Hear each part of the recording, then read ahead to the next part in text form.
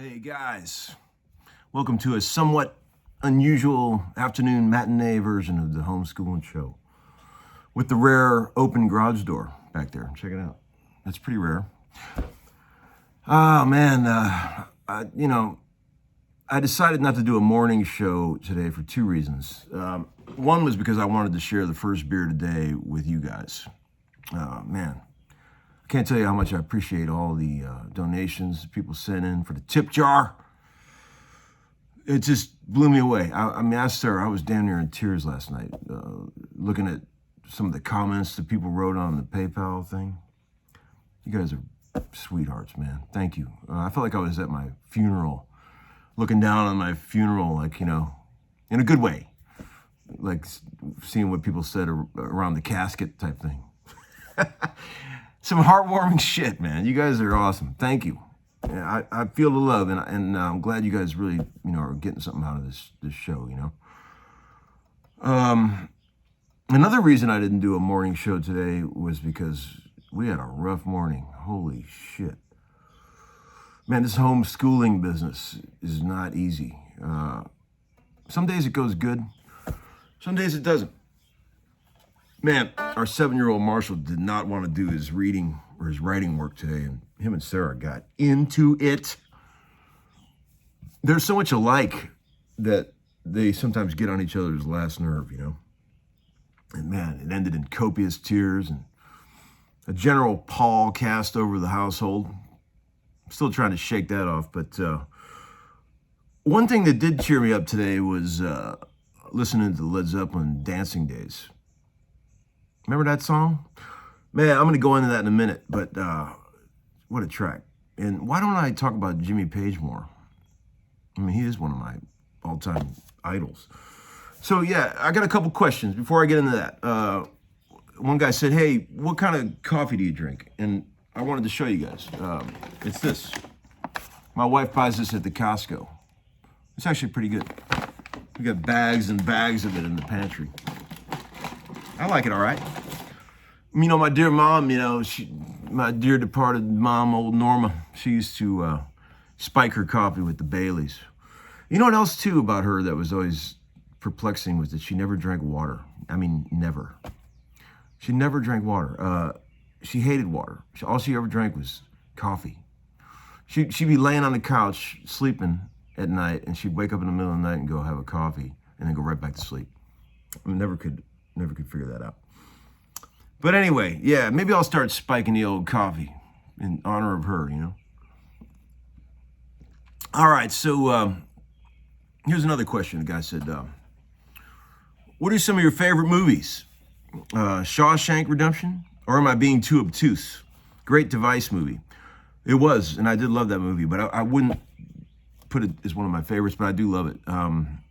We watched one last night, pretty trippy. Did you guys seen Rambo Last Blood, the new one, 2019? Man, what a trip that was. Gory, carnage, plenty of carnage in that movie. It was like a real grown-up version of Home Alone. Pretty awesome. You guys seen that one?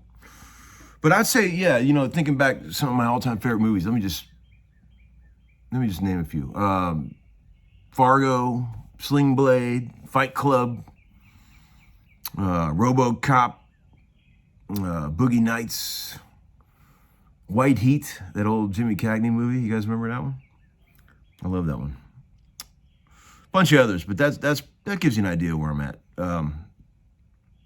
Another guy said, hey, Tom, what is your opinion of session work of Jimmy Page, Jimi Hendrix, Duane Allman? All those guys. I haven't talked much about any of those guys. I love them all. How could you not?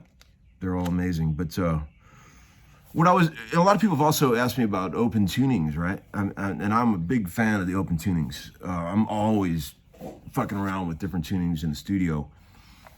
Sometimes I'll just start tuning the guitar to whatever the melodies the song might have, and just trying to get open strings to play the melody, and I end up in these tunings I don't even know what they are, but just to get those melodies. Somebody told me one time that Lindsey Buckingham had a Stratocaster that was all B strings, that he would just tune to different melodies for whatever the song needed. I don't know if that's true or not, but that's the kind of thing that makes sense to me. I get that. So, open D, open E are some of the tunings that I like to use, and open G is probably my favorite. You guys know that one? It's like, right? The D, G, and B strings are the same as regular Spanish tuning, but the others, the E and the A and the high E, are all down a whole step.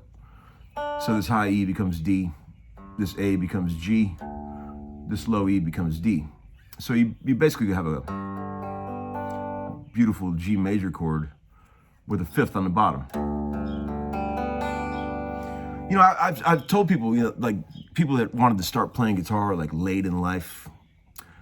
Guitar is so hard to learn. It's so frustrating in the early years. Like I've told some people that were like well into their 50s.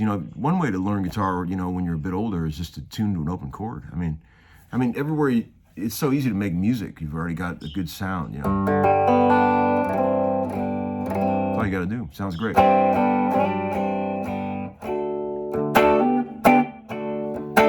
Already sounds good.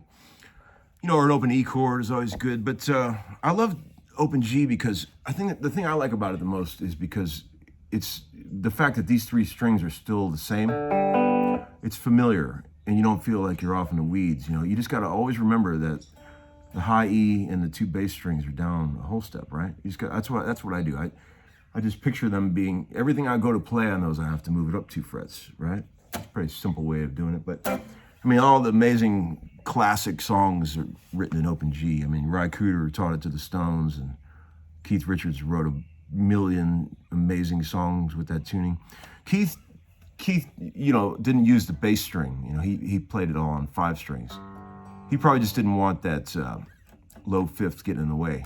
I personally like the low fifths because I like to be able to get a little low twang going.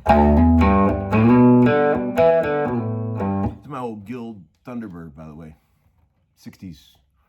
I love these mini humbuckers that Guild made. And I really like the fact that this guitar has a kickstand. Check this out. Look at that. Really, I'm not joking. Guild, they thought of everything. So, thinking about Dancin Days, that Zeppelin song I mentioned, I listened to that on my iPhone this morning, and just the way that thing just jumps through the speakers of the iPhone, those guitar tones are just unbelievable. Jimmy Page, the undisputed master of the overdub, Lindsey Buckingham, Billy Gibbons, Jimmy Page, Brian May, those 4 guys, the masters of the overdub. Think about that. Jimmy's, studio trickery, never really, hardly ever beaten by what he did in Dancin Days. The main riff is in open G. We'll have some visits from the boys here in a minute, I know. But, yeah, go ahead. Say hi to the people. Hi. See him back there? Oh, all right. So, yeah, the main riff in Dancin Days, open G.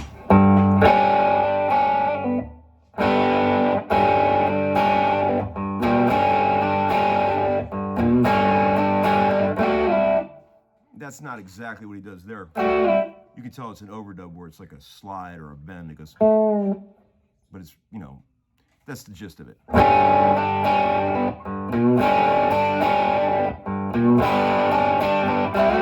Okay, and then the verse bit is the part that I really want to show you. Check it out, how cool this is. Open G.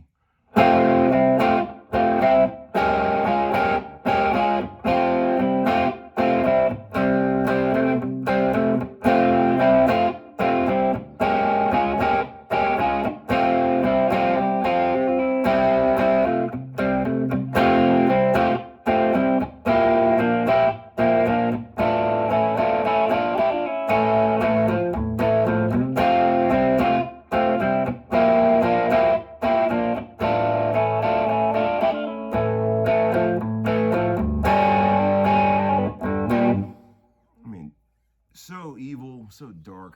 The way he's using these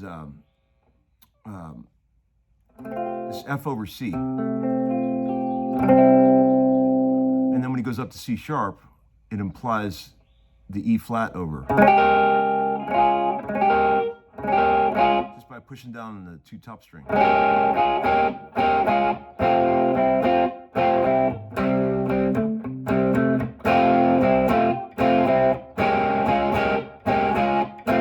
and then when he goes down, he goes,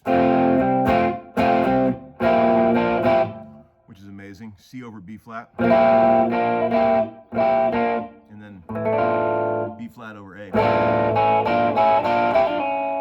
He's working in those really cool little, it's our Indian trills. I mean, just awesome. And then there's this amazing slide guitar overdubs. They're loud as hell in the mix, where he's going like, something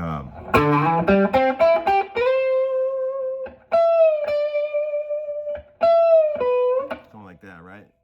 And it said in something that I was reading that he sort of just did that stuff off the cuff. It wasn't like really planned out, but those guitars are so beautifully orchestrated. I mean, one of the things that really blows my mind about the track is about halfway through the tune at about 140 in one of the middle verses, there's this crazy sounding high guitar overdub that sounds like just, it's a sound I've never heard before. I have no idea how he did it. Check it out, right around 140, where it's like, it sounds like it might be a Verisped thing where he recorded it slow and then played it back way fast, but it's so in tune. I don't know how he did it. If anybody knows how he did that, please tell me, because I've never heard that on any other records. This classic Jimmy Page voodoo. And Jimmy Page, right? I mean, has there ever been a guitar player that embodied rock and roll more than him, when you think about it? I mean, everything the guy touched, pedal steel, B-bender, mandolin, acoustic, it all sounded rock and roll. I mean, it's just, even when he's playing mandolin, it's rock. It's like, it's Jimmy Page, man. Amazing stuff. So, I just love that song. I love him. And, you know, that's a fun thing to play in open G. There's other amazing Stones songs that a lot of you guys probably already know. I'm a little out of tune.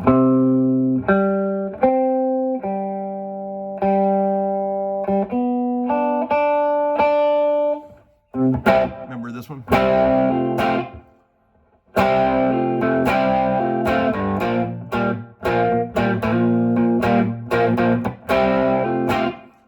Pretty cool, right? Start me up.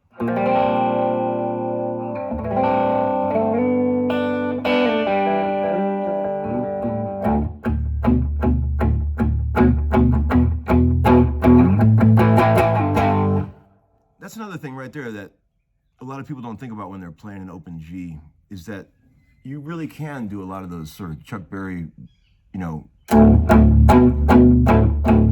fifths and sixths on the bass strings, right? Because all it really is that the 2 bass strings are just tuned down a whole step, so it all still applies. Instead of the G being here, it's here now. You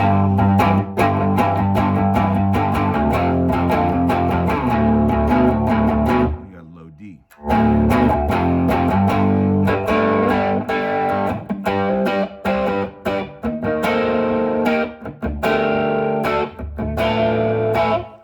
There's just so much you can do, so many cool chord voicings. You know, like if you want to play some minors in this, well, first of all, the majors are just a bar, right?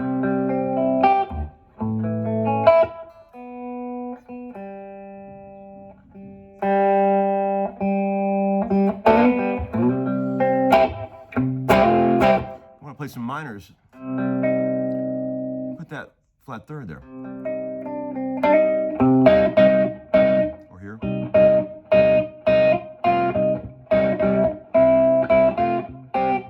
Seventh. That's a cool chord. Or it could just be this. I like this one. That's, you know, C, B flat, C, and G on top. That sounds like Bad Company. That's awesome. Okay, so, yeah, I mean, like Brown Sugar, you know, Give Me Shelter, so many, Honky Tonk Woman, of course. I mean, so many amazing Stone songs, all in that tuning. There's a lot of great songs written in that tuning.